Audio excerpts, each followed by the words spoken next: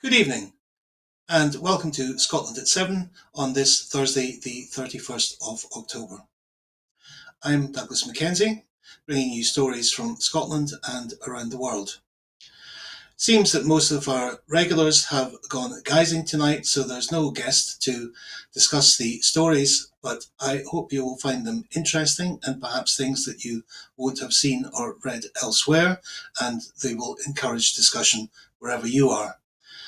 And if you have thoughts on any of the items or on the programmes, please remember that Broadcasting Scotland has accounts on X, formerly known as Twitter, and on Blue Sky, where we would welcome your comments. We begin this programme, as we always do, with an update from Ukraine on this day 981 since the full-scale Russian invasion of the country. US prosecutors plan to seek nearly 17 years in prison for Jack Teixeira, the so-called Pentagon leaker who used Discord to put online highly classified military documents about the war in Ukraine. Teixeira, 22, pleaded guilty. In a sentencing memorandum, prosecutors say he perpetrated one of the most significant and consequential violations of the Espionage Act in American history. Teixeira's attorneys argue that he should serve 11 years for his terrible decision, for which he thoroughly accepted responsibility. Sentencing is due to take place on 12th of November. The leak exposed secret assessments of Russia's war in Ukraine, including information about troop movements and the provision of supplies and equipment to Ukrainian troops. North Korean troops who go to fight in Ukraine alongside Russia will return in body bags, the US Deputy Ambassador Robert Wood has told the UN. So I would advise Chairman Kim to think twice about engaging in such reckless and dangerous behaviour, he added. Russia's ambassador to the UN on Wednesday said reports that North Korean troops were present at its front lines were mere assertions. North Korean troops wearing Russian uniforms and carrying Russian equipment are moving to the Russian region of Kursk near Ukraine, according to the US Defense Secretary Lloyd Austin, who called it a dangerous and destabilizing development. A Russian-guided bomb attack on Wednesday on an apartment building in Kharkiv killed one person, a child, and injured 29, said the regional governor Oleg Syniehubov. Russia claimed its forces had taken control of the settlement of Krylyakivka near the key town of Kupiansk in northeastern Ukraine's Kharkiv region, according to reports. Ukraine's General Staff listed Krylyakivka as one of 9 villages gripped by fighting.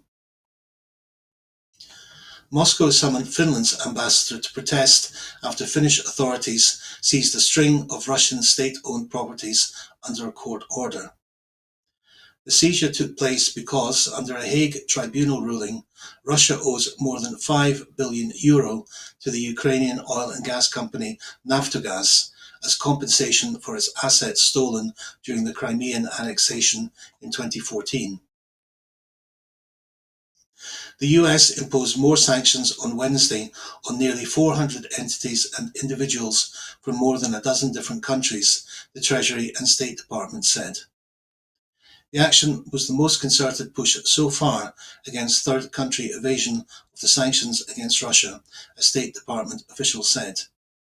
It included sanctions on dozens of Chinese, Hong Kong and Indian companies, as well as targets in Russia, the United Arab Emirates, Turkey, Thailand, Malaysia, Switzerland and elsewhere. The US also took action against a variety of entities supporting Russia's Arctic LNG 2 project, which is 60% owned by Russia's Novatek and was to become Russia's largest liquefied natural gas plant. The Swiss government said on Wednesday it had approved more sanctions against Belarus, bringing it into line with EU measures. The new sanctions include a ban on investment in companies operating in the Belarusian energy sector and prohibit the purchase and import of gold, diamonds, coal and crude oil from Belarus or of Belarusian origin, the statement said. Slovakia's Prime Minister Robert Fico told Russian television on Wednesday he wanted to visit Moscow for next year's Second World War anniversary. Slovak opposition parties criticised the appearance. And now an update from the Middle East. At least 43,204 Palestinians have been killed and 101,641 injured in Gaza since 7th of October 2023, the Gaza Health Ministry said today. The toll includes 41 deaths in the previous 24 hours. UNICEF, the United Nations Children's Agency, said the Israel-Hezbollah war has seen one child die a day in Lebanon over the past month. A surge in hostilities in the Gaza Strip has raised concerns that the worst-case scenario of famine will materialize, UN food agencies warned today. A report by the Food and Agriculture Organization and the World Food Programme estimated that 41% of the population, or 876,000 people, will face emergency levels of hunger from November until the end of April. The UN Secretary-General Antonio Guterres has warned Israel could carry out the ethnic cleansing of Gaza if the international community does not make a determined stand to prevent it. Senior Hamas official Taher al-Nunu told Agence France-Presse that the group rejected the idea of a short-term pause in the fighting mooted by US and Qatari mediators. The idea of a temporary pause in the war, only to resume aggression later, is something we have already expressed our position on. Hamas supports a permanent end to the war, not a temporary one, he said. 6 Lebanese health workers were killed and 4 injured in Israeli strikes across South Lebanon today, the health ministry said in a statement. Senior US officials were to meet their Israeli counterparts today to discuss a possible deal to end the conflict in Lebanon and secure Israel's northern border from Hezbollah attacks. A rocket barrage fired by Hezbollah at Israel's north has killed 5 people, including an Israeli farmer and 4 Thai laborers. The incident occurred near the front line near the border community of Metula, whose citizens largely evacuated close to a year ago, and which sits in a closed military zone. The Israeli army's evacuation call for several areas of South Lebanon today included a Palestinian refugee camp. It warned it was poised to hit Hezbollah targets in those areas. Among the areas listed was Rashidia camp, which houses thousands of Palestinian refugees. The Syrian Observatory for Human Rights said 3 people were killed on Thursday in Israeli strikes on Syria's Qusayr region near the border with Lebanon, where Israel said it hit Hezbollah weapons depots. Mahmoud Shalabi, Deputy Director of Programs for the charity Medical Aid for Palestinians, has said that only 2 doctors and 70 nurses are still serving at the Kamal Adwan hospital in northern Gaza after raids by Israeli forces and the detention of medical staff. US State Department officials have identified nearly 500 potential incidents of civilian harm during Israel's military operations in Gaza involving US-furnished weapons, but have not taken further action on any of them, according to 3 sources, including a US official familiar with the matter. To the UK now, and Chancellor Rachel Reeves presented her first budget yesterday, with the Labour government saying it, quote, will fix the foundations to deliver change. With a day to reflect, as with every budget, reaction has been mixed. The Eyes editorial said, quote, the budget offered a pretty clear picture of this government's moral vision. Starmer and Reeves are concerned with workers, and in particular with the dignity of work. Whereas Jeremy Corbyn called it a missed opportunity to bring about the transformative change this country needs. The Institute for Fiscal Studies struck a cautionary note, its director Paul Johnson saying, there are big risks lurking in this budget. Big increases in taxes and borrowing are not costless. Not all of the extra borrowing by any means was for investment spending. Most of all, despite all this, he said, I'd be surprised if the spending plans after 2025 to 26 survive contact with reality. Despite the claim that changes in national insurance contributions were a cost only for employers, Johnson warned on tax, if you are to lean on one of the big three, then employer national insurance is definitely not the best place to go. Ironically, it is likely to impinge more disproportionately on workers and their employers than would an increase in, say, the basic and higher rate of income tax. Most of its effect will be seen in lower wages. The Chancellor claimed Scotland would receive another £3.4 billion in funding. First Minister John Swinney acknowledged, "It delivers for Scotland an increase because of the Barnett consequentials in health and education, but we have to be conscious that there will be negative consequentials arising out of financial implications for areas such as culture, environment and transport." He noted also the uncertainty about the increase in employer national insurance contributions in Scotland and warned, "We have to publish a budget on December the 4th, and there's currently uncertainty about whether our public finances will be compensated in full for all that's involved in advance of that budget." More from the United Nations now, and analysis by the UN's Food and Agriculture Organization and World Food Programme has found that acute food insecurity is expected to worsen in war-stricken Sudan and nearly 24 other countries and territories in the next 6 months, largely as a result of conflict and violence. The latest edition of the twice-yearly Hunger Hotspots report, published today, provides early warnings on food crises and situations around the world where food insecurity is likely to worsen, with a focus on the most severe and deteriorating situations of acute hunger. To identify hunger hotspots around the world, food security experts and analysts from the FAO and WFP conducted risk analysis of conflict, political violence, economic shocks, and natural hazards, and assessed the current or probable disruptions to agricultural activities caused by those risks. They found 22 hunger hotspots where acute food insecurity is projected to worsen between November 2024 and May 2025. An 18-month conflict has driven hunger in Sudan by disrupting food systems, causing displacement, and blocking access for humanitarian support. Weather extremes such as floods have also played a role in worsening food insecurity. Sudan is in the midst of a deadly war between the Sudanese army and the paramilitary Rapid Support Forces that has lasted 18 months and created one of the world's worst humanitarian crises. In one town, children are reported to have been dying of hunger every day. The challenges have intensified in recent months. Famine was declared at one displacement camp, and heavy rains caused floods that led to deaths and displacement. The report says intensification of the war would cause further mass displacement and worsen the regional humanitarian crisis, leading to increased cross-border movements to Chad, South Sudan, Egypt, Libya, Ethiopia, and the Central African Republic.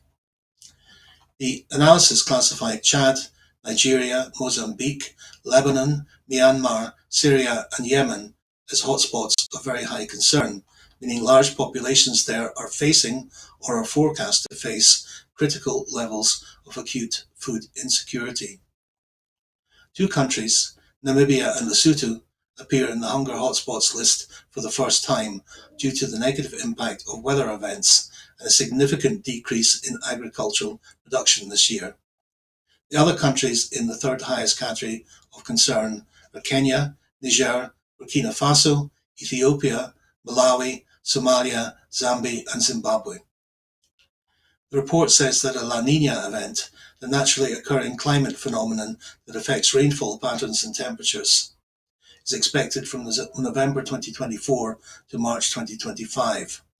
This is likely to increase flood risks in Nigeria, Malawi, Mozambique, South Sudan, Zambia, and Zimbabwe, while causing drought in Ethiopia, Kenya, and Somalia, it says.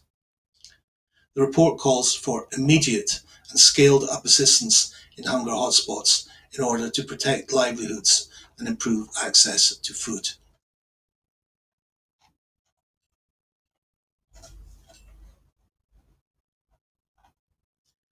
In the UK again, an Ofcom has fined the right-wing broadcaster GB News £100,000 for breaking due impartiality rules after an interview with the former Prime Minister Rishi Sunak earlier this year.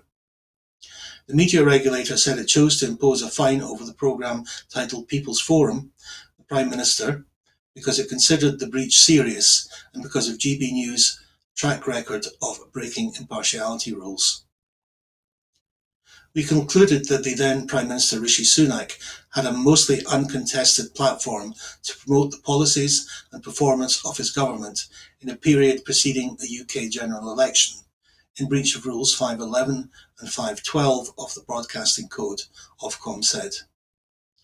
Given the seriousness and repeated nature of this breach, Ofcom has imposed a financial penalty of £100,000 on GB News Limited. We have also directed GB News to broadcast a statement of our findings against it on a date and in a form determined by us. GB News is challenging the original breach decision by judicial review, which Ofcom is defending. And Ofcom say they will not enforce the sanction decision until those proceedings are concluded. The media watchdog began its investigation into GB News on the 15th of February, 3 days after the airing of the programme, in which Sunak answered questions from a studio audience and a presenter. The regulator found that while the viewer was able to see Sunak challenged to some extent by the questions from members of the audience, no follow-up was allowed if his answers proved unsatisfactory, and it found the presenter failed to challenge Sunak on the viewer's behalf to any meaningful extent. Sunak was also allowed to freely criticise his political opponents without the viewer being given the benefit of their positions or responses. GB News has already been found to have repeatedly breached impartiality rules by allowing sitting Conservative MPs to serve as news presenters. The broadcast regulator said these related to 5 occasions involving Jacob Rees-Mogg, Esther McVeigh and Philip Davis. All 3 were Tory MPs at the time, though only McVeigh remains in the Commons. The broadcaster was not fined, but was put on notice that more breaches may result in the imposition of a statutory sanction. Ofcom said GB News' actions risked undermining the high public trust in regulated broadcast media. The channel has been given permission to seek a judicial review of Ofcom's latest finding, but it failed to convince the High Court to also temporarily stop the regulator publishing its sanction. GB News' lawyers had argued that to do so would cause irreparable damage to the channel's reputation, but Mr. Justice Chamberlain said the likely impact on the broadcaster has been overstated. Spain now, and the death toll from devastating floods in eastern Spain has risen to 158. Regional authorities and emergency services have said, as the country began 3 days of mourning, and the Prime Minister Pedro Sanchez urged people to stay at home. With forecasts of more bad weather prompting storm alerts farther north, Sanchez urged residents on Thursday to please follow the calls of the emergency services. Right now, the most important thing is to save as many lives as possible. Officials in the stricken eastern region of Valencia said 155 bodies had been recovered there, with 3 deaths also reported from the Castilla-La Mancha and Andalusia regions. The toll makes the disaster the deadliest episode of flooding in Spain's modern history. Authorities have not disclosed how many people are still unaccounted for, but the Defence Minister Margarita Robles earlier said the death toll was expected to rise further, given some areas remain inaccessible to rescuers. Flags flew at half-mast on government buildings, and a minute's silence was observed nationwide after the flash floods battered Valencia's infrastructure, sweeping away bridges, roads and railway tracks and submerging farmland. Survivors told of walls of rushing water that turned narrow streets into death traps and spawned torrents that poured into the ground floors and garages of houses and apartment blocks. Angry residents in several towns said mobile phone alerts had not been sent out until 8 p.m. on Tuesday, when serious flooding had already started in some areas, and several hours after the National Weather Service (AMET) had issued a red alert for exceptionally heavy rains. Emergency service workers and more than 1,200 troops combed through thick silt in mud-caked towns and villages on Thursday to find survivors and clear roads, while rescuers used helicopters to winch survivors to safety in areas that were still flooded. Meteorologists said a year's worth of rain had fallen in 8 hours in parts of Valencia on Tuesday.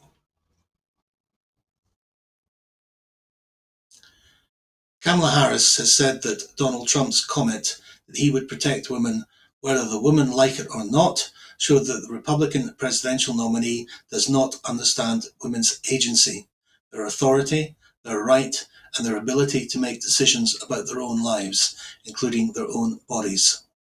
She said, "I think it's offensive to everybody, by the way," before she set out to campaign in the western swing states of Arizona and Nevada for the day. Trump appointed 3 of the justices to the US Supreme Court, who formed the conservative majority that overturned federal abortion rights. As fallout from the 2022 decision spreads, Trump has taken to boasting at public events and social media posts that he would, quote, protect women and make sure they would not be thinking about abortion. At a rally on Wednesday evening near Green Bay, Wisconsin, Trump told his supporters that aides had urged him to stop using the phrase because it was inappropriate. He told the crowd that he told his aides, "Well, I'm going to do it, whether the women like it or not. I am going to protect them." Harris said the remark was part of a pattern of troubling statements by Trump. This is just the latest in a long series of reveals by the former president of how he thinks about women and their agency, she said. Trump and Republicans have struggled with how to talk about abortion rights, particularly as women nationwide face abortion restrictions that have gone far beyond the ability to end an unwanted pregnancy. Trump has given contradictory answers, saying that women should be punished for having abortions and bragging about appointing the justices. During his successful 2016 campaign, he told voters if elected, he would appoint justices to the Supreme Court to overturn Roe v. Wade, and said he was pro-life. With just 5 days until Election Day, 60.9 million people in the US have voted early as of today at noon, according to the Election Lab at the University of Florida. Of the nearly 61 million, just over 32 million voted early in person, and about 28 million voted early by mail. Scottish news next, and in Holyrood today, Housing Minister Paul McLennan MSP made a statement proposing an amendment to the housing bill, which will set out how rent increases will be capped in areas where rent controls apply, subject to the approval of Parliament. In response to stakeholder feedback, rent increases would be limited to the Consumer Price Index, a measure of inflation, plus 1%, up to a maximum increase of 6%. If approved, the rent cap will apply to rent increases both during the term of a tenancy and in between tenancies, and will only apply in areas where rent control is applied. Where it applies, the rent cap will stabilise rents, supporting tenants and helping to tackle poverty, whilst providing appropriate protection for the property rights of landlords and supporting investment. Housing Minister Paul McLennan said, "The Housing Scotland Bill includes a package of reforms which will help ensure people have a safe, secure and affordable place to live." Eradicating child poverty remains this government's priority, and having a home can make a direct contribution to achieving this. This is why ensuring families can have secure and affordable homes that meet their needs is part of our approach to tackling the housing emergency. We are bringing forward a system of rent control that works for Scotland, a system that supports stabilisation of rents for tenants, whilst ensuring there can be a balanced approach that provides appropriate protection for the property rights of landlords and supports investment in the development of rented homes.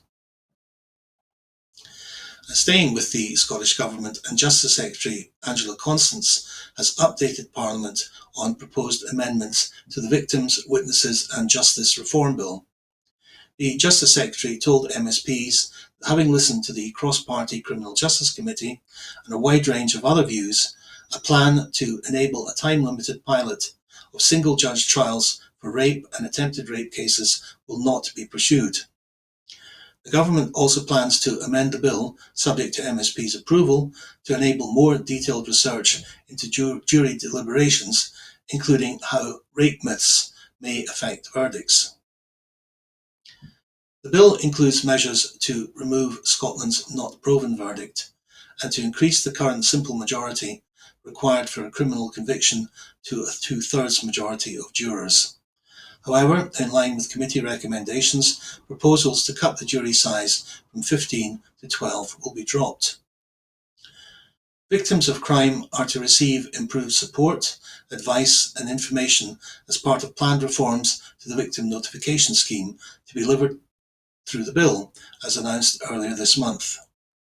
Ms. Constance said, "This bill proposes a significant package of reforms to ensure victims are placed at the heart of Scotland's justice system, such as creating a specialist sexual offences court, establishing a Victims and Witnesses Commissioner, and abolishing the not proven verdict. I want to build as much consensus as possible for this important legislation. Clearly, there is not enough parliamentary support at this time for the proposal to enable a time-limited pilot of single-judge trials for cases of rape and attempted rape, so we will no longer pursue this. I believe that the most prudent approach to jury reform, including the abolition of the not proven verdict, is to seek support for a model with 2 verdicts, guilty and not guilty, 15 jurors and a 2/3 majority requirement for conviction. I remain concerned by the substantial evidence that juries may be influenced by rape myths, and I will introduce amendments to the bill to allow for more detailed research into jury deliberations. We will undertake further work with justice partners to agree how to challenge and reduce the impact of rape myths. And also with the Scottish Government, an awareness campaign has been launched to ensure people know the best place to access healthcare this winter. Right Care, Right Place helps the public decide the most appropriate service for their healthcare needs, whether they should contact their GP or pharmacy, call NHS 24 on 111, or use self-help guides on the NHS Inform website. Hospital emergency departments should only be visited for critical emergencies. The campaign features targeted advertising on television, radio and online, and aims to help alleviate pressures on the NHS and social care ahead of an expected seasonal increase in demand. Health Secretary Neil Gray visited East Lothian Community Hospital to hear about work being undertaken to address delayed discharges. The hospital supports patients leaving acute hospitals who require intermediate care before returning home. Mr. Gray said, "We have been working closely with colleagues across the NHS and social care to make sure we are as prepared as possible ahead of winter. Public information and awareness of the treatment options and how to access them when needed is key to ensuring services are directed where they are most needed. This will help everyone to get the right care in the right place as quickly as possible, while helping alleviate pressures on the rest of the NHS. People can also help by making sure they receive their RSV, COVID-19 and flu vaccinations if eligible." And a final story from Scotland, the iconic Lewis chess pieces can now be viewed from a very different angle thanks to a new display at the National Museum of Scotland. Among the best known objects in Scotland's most popular visitor attraction, 10 of the medieval gaming pieces have been redisplayed in a new case which allows visitors to view their backs for the first time. Made from walrus ivory and sperm whale teeth, the pieces range from the wide-eyed berserker who gnaws frantically on his shield to a queen who rests her chin in her hand, a rather fed-up look on her face. The carved figures are famous for their expressions. However, their backs are just as interesting and intricately detailed. The thrones feature complex vine scroll and interlaced carvings, while the hair on some figures tumbles down their backs in stylized ringlets. Redisplayed from today with new lighting, a new layout and refreshed interpretation, the chess pieces are now positioned more prominently at the entrance to the Kingdom of the Scots Gallery and visible from the adjacent Hawthornden Den Court. Dr. Alice Blackwell, Senior Curator of Medieval Archaeology and History at National Museum Scotland, said, "The Lewis chess pieces are much loved, thanks in part to their iconic expressions and poses. However, these are objects which were designed to be appreciated from all angles. After all, each player sees the backs of their own pieces. The carver has really gone to town on the throne backs in particular, with entwined tendrils and knotwork that are really sumptuous compared to the simpler fronts. I'm delighted that visitors to the National Museum of Scotland will now have the chance to get to know these charming characters in the round." The chess pieces in National Museum Scotland's collection form part of a large hoard discovered in Lewis in the early 19th century.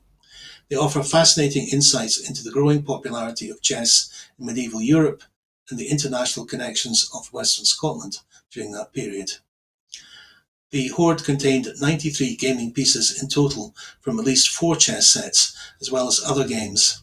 11 pieces are in National Museum Scotland's collection. The remaining 82 are in the British Museum's collection, 6 of which are on loan to Museum Nunellen in Lewis. That's the news for tonight. And before I go, I just want to remind you that at Broadcasting Scotland, we depend on the generosity of our supporters. To everyone who has donated, and to everyone who has signed up to make a regular monthly payment, thank you very much.